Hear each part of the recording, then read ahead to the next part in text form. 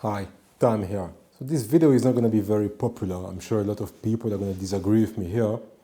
If you don't like what I'm going to say now, please don't unsubscribe or swear never to watch me again.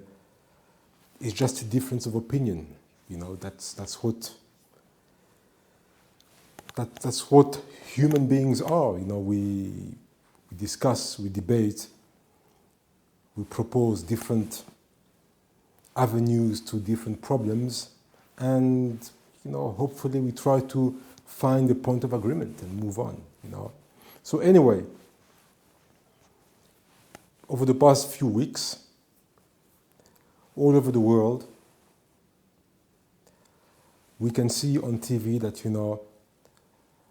there are a minority of people so far who are defying stay-at-home orders and national lockdowns. In Europe, some people are doing it passively for the most part. And then when asked about it, they give their reasons.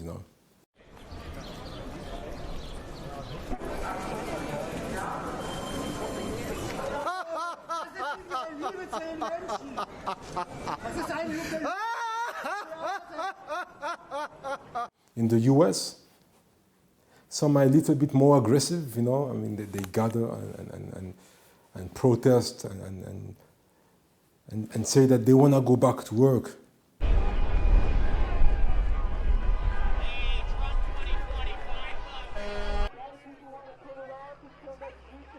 Freedom of speech, freedom of speech, I'm not touching you. I can yell all I want. You have a microphone. I have a voice. I can yell. In India, I saw some few protests. It was the breaking point for many of these migrant workers stranded in India's financial capital. A few hours after Prime Minister Narendra Modi announced the lockdown will continue for another 2.5 weeks, at least 1,500 people gathered outside a railway station. They've lost their jobs and they're demanding transport to take them to their home states. And then in other different parts of the world, in Africa. Scenes resembling war play out from Morocco to South Africa. Governments have enforced the harshest restrictions in living memory as the world battles the novel coronavirus. In Kenya, police fired tear gas to clear public markets. Ugandan police shot 2 men who ignored transport bans. In Asia.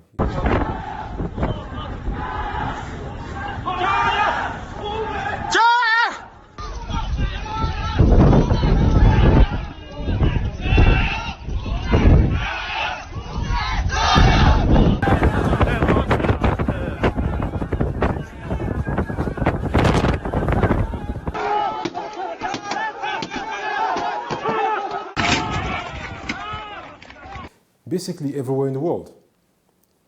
Now, I was watching that stuff on TV the other day, and the commentators were trying to guide my judgment. And so the commentators were unanimously saying that, but these guys are irresponsible, they're just plain stupid, How can they not understand that, by going out like this, they're making the situation worse? And then, they put some valid points, these commentators, saying that it's important to stay at home, not for yourself, but for others. By staying home, you're protecting others, you're trying to slow down the spread of this deadly disease. And I'm going to come back to the words deadly disease, So anyway, they were putting their points there, and most people were agreeing with them.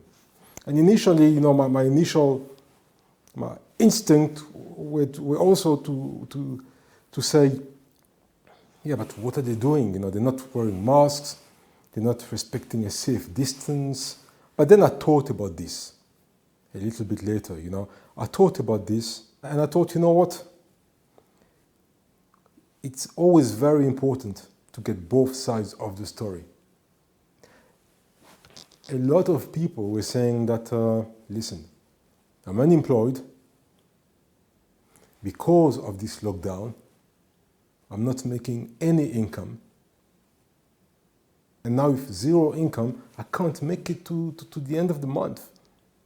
And the month after that, and I can't feed my family. There's nothing I can do. It's money versus lives. Tell me how it isn't. I want to hear your point of view. You quietly tell me, how is it not money versus lives? Because money and jobs is how we all provide for our families. I'm a self-employed business owner. My wife and I started our business about 10 years ago. My business is being decimated as we speak. I take care of myself. I should be able to have the freedoms to go out and do my work, my business, my job, take care of my family. Weil sie zu weit gehen und weil ich meinem Verstand glaube, dass der gute Entscheidungen treffen kann. Und ich kann auch mich beraten lassen von Menschen, die sich besser mit dem Virus auskennen. Aber ich möchte nicht gezwungen sein, diese Maßnahmen einzuhalten. We aren't getting anything here. The government promised to provide money and other amenities, but nothing has been delivered yet. We have nothing to do now. We've got small children and they aren't getting anything to eat. It's really starting to hurt. The vast majority here have lost their jobs. So if there's no food, we have to go look for food. It's hunger, it's not about corona now, because you need to survive. Flower farming is big business in Kenya, but its roses are rotting as the virus shuts down flights and demand from Europe. It's affecting my life because I have children going to school. I myself, I need food, clothing, paying rent, and everything of the sort. And that's a valid point. It's easy to tell people, from the comfort of your home, respect the lockdown, respect the stay-at-home orders. It's for your own good. And those who disagree, they should be shot. Like a certain head of state in the Philippines said. It's easy to talk like that when you're living a life of comfort and luxury, right? It would be easy for me to look at these people from the comfort of my house here and criticize them, and yet I live alone here. I've got plenty of space. I've got enough space for 5 adults to be comfortable here. I've got my washing machine, I've got my dryer, my smart Samsung fridge, my smart Samsung TV, and limited super fast Wi-Fi, access to Netflix and whatever entertainment I want to watch. I can go down to my garage, hop in my car and go to the supermarket close by and buy whatever food I like. I've got plenty of space to gym here, and because of that, I don't have the right to criticize those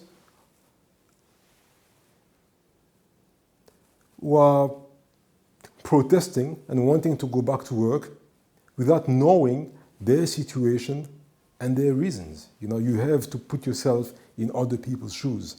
Now, to all the governments all over the world, it's so easy for you to tell people that, stay at home, don't go to work unless you're an essential worker, But now you have a situation where people are losing income. People have lost their income, People have been retrenched, dismissed, fired, and furloughed. And people are stuck. Right? No income. I mean, just imagine, man. You have a family, you've got your children, you're stuck at home. Already it's uncomfortable because the entire family is at home and your space might be small. You have the stress of not knowing what you're going to do with your finances, with your lack of finances. Come the end of the month, you have bills to pay, rent, mortgage, car payments, life insurance, health insurance, school payments, all sorts of policies that you might have, house insurance, all added extras, There's a ton of things that are going to come through as debit orders by the end of the month, and you have no income. At this stage, you might not even have enough to buy food. And yes, most governments around the world will provide a small allocation of money, for for essentials like food and stuff, but it's nothing, to be honest, you know. So I'm saying this to say that I agree with those who are protesting. And I completely understand their point. And personally, I think that people should be allowed to go back to work. As a doctor, that's my belief. We're talking about the cure to COVID-19. There is no cure. This lockdown situation is not the cure, right? So some people have been mentioning, have been coining the phrase, the cure is worse than the disease. This is even worse than the cure being worse than the disease. This is a situation where something that is not even the cure is currently worse than the disease. Now, I think a responsible government should, firstly, it's a complete fuck up from most governments around the world. A complete fuck up. You know, first the saga of masks, you know. It was known in January already that, you know, the situation was spreading and getting out of hand. But people, governments, did not budgetize properly. So now you find that masks in many parts of the world are lacking. PPEs are lacking even for medical professionals, you know. And then you have the WHO, who to this day still says that, you know, only wear a mask if you have symptoms or if you come into contact with somebody who has COVID-19 symptoms. And I've talked about that in another video. That's a completely irresponsible and nonsensical statement, you know. And then now you have the lockdowns. The lockdowns, are they going to work? Are they not going to work? China were the first to do lockdowns. Yes, China were the first to do lockdowns, but China did not do a national lockdown of 1.4 billion people. No, it was just Wuhan. So they acted very early. They closed off Wuhan and certain parts of the country that were affected, you know. But then other parts of the country were functioning. The economy was functioning. You see? So the point is, there's a lot to learn from China. China acted very early. You remember they built these 2 gigantic coronavirus hospitals in 10 days. I mean, you know, they were very, very proactive. And for all the ridiculous criticism that China is getting from the rest of the world, I think that their actions, their proactive actions, were commendable. The same people, the same governments who are criticizing China today failed to even order or manufacture the proper quantity of masks and PPEs back in January. A complete failure of government there. But no, you know, they're busy faulting China for, I mean, you know, that's just ridiculous, you know. But anyway, still, to stay on topic here, you know, yes, you're telling people to stay home. As a law-abiding citizen or resident of any country in the world, if the government of the country where I live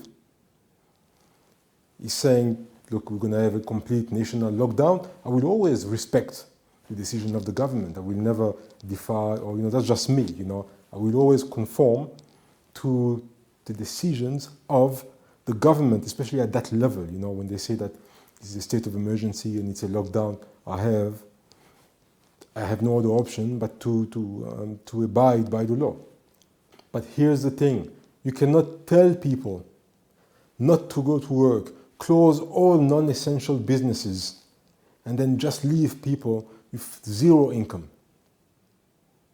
You know, because now you're going to create starvation, you know, severe disruptions, you know, and that's going to cause so many more problems, you know. Yes, you can say we're going to have a lockdown for 3 months.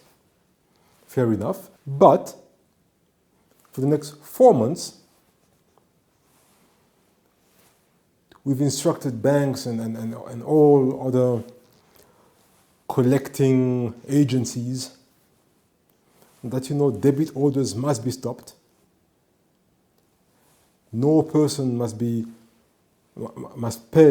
should pay for their debit orders, water and electricity bills, mortgage and rents, life insurance, health insurance, everything is frozen for 4 months. So that in 3 months' time, when people go back to work, then they can work, and then on the 4th month, when they have money now, things can restart.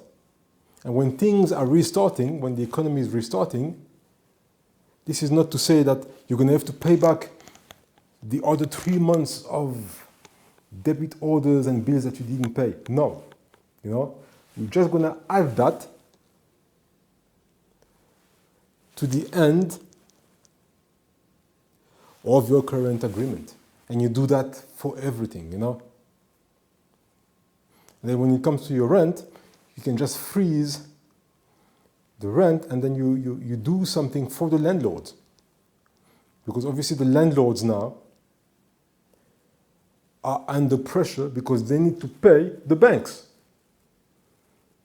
But if the landlords are in a situation where they don't need to make any payment for the next 4 months as well, then the people renting the place, because they also don't need to make payment for 4 months, everybody wins.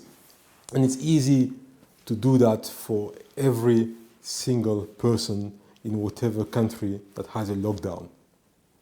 All right, that's very easy. And it's much better than doing billions, trillions of dollars of, bailout and stimulus packages.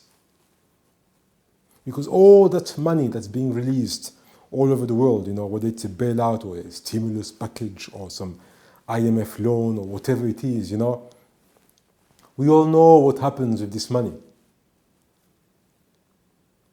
Bailout money, based on what happened in 2008, that bailout money to save airlines and different companies, it never benefits the people. The shareholders will take the bulk of that money and then do buybacks all over the show, and buy back their shares that are now at a cheap price and make huge benefits when it will go back to a price that was closer to the previous price, let's say 6 months ago, or 5 or 4 months ago. It never benefits the people. Anyway, that's just my view on this situation. And thanks for watching. Cheers.